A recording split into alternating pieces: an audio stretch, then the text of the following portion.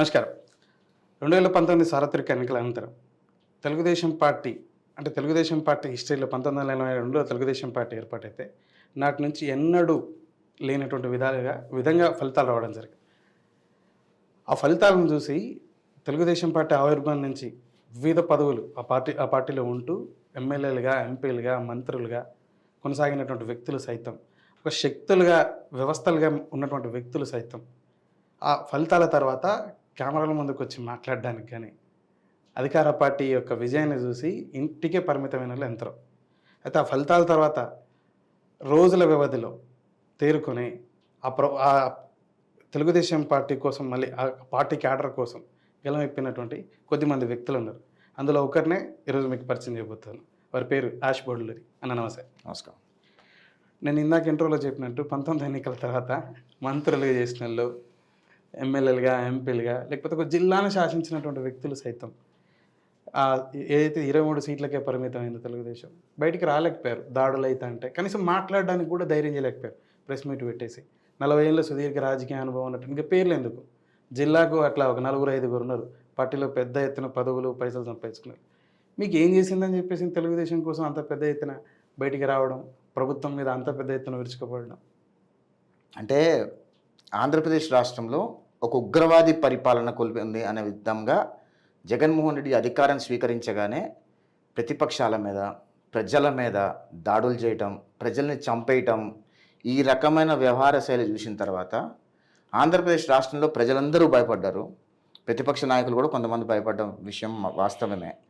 మేము కూడా ఒక ఎన్ఆర్ఐలుగా చంద్రబాబు నాయుడు గారు పెట్టిన కాలేజీల్లో మేము చదువుకొని, ఆయన తెచ్చిన కంపెనీల్లో ఉద్యోగాలు చేసి, ఈరోజు మేము ఈ స్థాయిలో ఉండి ఒక 50 మందికి ఉద్యోగాలు కల్పించే స్థాయిలో ఉండి, మా రాష్ట్రం ఒక ఉగ్రవాది సర్వనాశనం చేయబోతున్నాడు అని తెలుసుకొని తేరుకొని బయటకు వచ్చి ఆ రాజకీయ ఉగ్రవాది జగన్మోహన్ రెడ్డి చేస్తున్న అరాచకాలని ప్రజల్లో నిరంతరం ఎండగట్టే ప్రయత్నం చేసినాం. దానిలో భాగంగా ఒక 13 కేసులు పెట్టుకున్నాం. దానిలో భాగంగా జగన్మోహన్ రెడ్డి చంపాలనే ప్రయత్నం చేసిండు, బొచ్చు కూడా వీకలేకపోయిండు.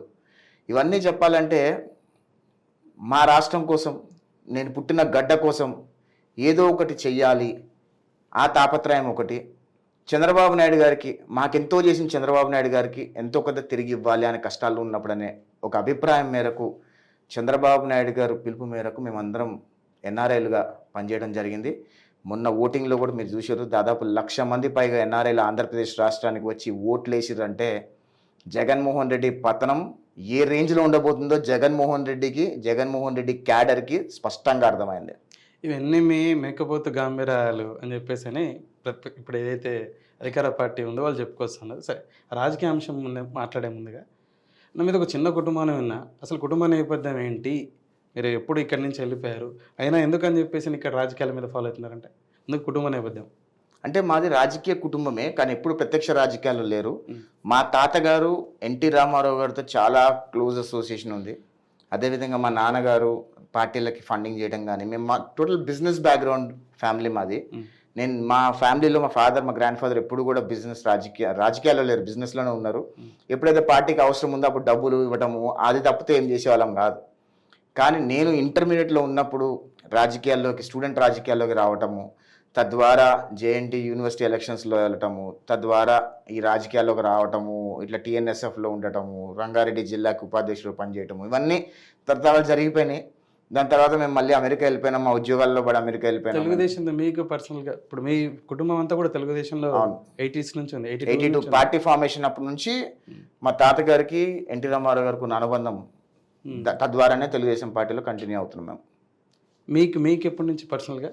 నాకు పర్సనల్గా చంద్రబాబు నాయుడు గారు తెచ్చిన కాలేజీలు చదువుకున్నప్పటి నుంచి చంద్రబాబు నాయుడు గారు అంటే అభిమానం. ఎందుకంటే ఆయన కాలేజీలు తెకపోయింటే మా అలాంటి వాళ్ళందరూ ఈరోజు ఇక్కడ ఉండేటోళ్ళు కాదు కదా. ఆయన కంపెనీలు తెకపోతే మా అలాంటి వాళ్ళందరూ ఇక్కడ ఈరోజు ఇంత అద్భుతంగా పనిచేసుకునే వాళ్ళం కాదు, ఒక 100 మందికి 50 మందికి ఉపాధి కల్పించే వాళ్ళం కాదు. సో ఆయన మీద ఉన్న గ్రాటిట్యూడ్, నాలాంటి వాళ్ళు చాలామంది తెలుగుదేశం పార్టీ వల్ల బాగుపడ్డ వాళ్ళందరూ కూడా ఈరోజు తెలుగుదేశం పార్టీ కోసం పనిచేసిన వాళ్ళే. మీకు అంటే తెలుగుదేశం వల్ల వారి కాలేజీలో చదవడం వల్లనే కొంత జ్ఞానం వచ్చింది. ఆ జ్ఞానంతో కంపెనీ పెట్టుకోవాలని కుదరదు. ఇంకా పార్టీ నుంచి నేను ఇందాక చెప్పినట్టు శాసనసభ్యులుగా అయినారు, ఎంపీలే, పార్లమెంట్ సభ్యులుగా, మంత్రులు, వాళ్ళు ఇంకా 1000 కోట్లు సంపాదించినారు.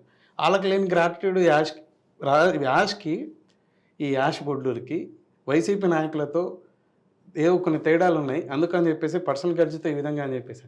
నాకు వైసీపీలో చాలా మంచి మిత్రులు ఉన్నారు సోదరా. నాకు వైసీపీలో కూడా చాలా మంచి మిత్రులు ఉన్నారు.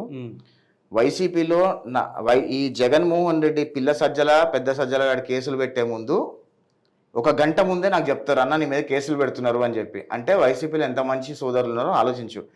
రాజకీయాలకు అతీతంగా జగన్మోహన్ రెడ్డి అనేవాడు నా దృష్టిలో ఒక రాజకీయ ఉగ్రవాది అని అంట.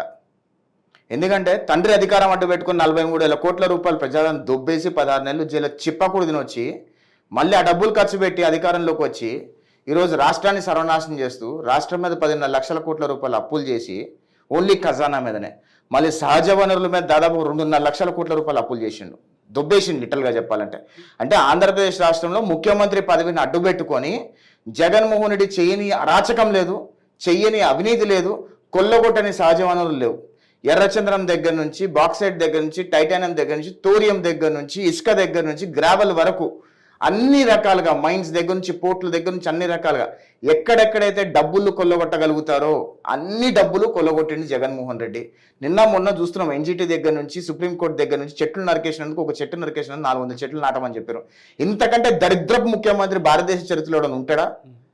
దౌర్భాగ్యం ఏంటంటే మన ఆంధ్రప్రదేశ్ రాష్ట్రానికి ఇట్లాంటి దరిద్రపు ముఖ్యమంత్రి ఒక ఛాన్స్ అని నమ్మి మోసపోయి ఆయన ముఖ్యమంత్రి కుర్చీలో కూర్చోబెట్టుకున్నందుకు ఈరోజు ఆంధ్రప్రదేశ్ రాష్ట్రం 50 ఏళ్ళు వెనక్కి వెళ్ళిపోయింది.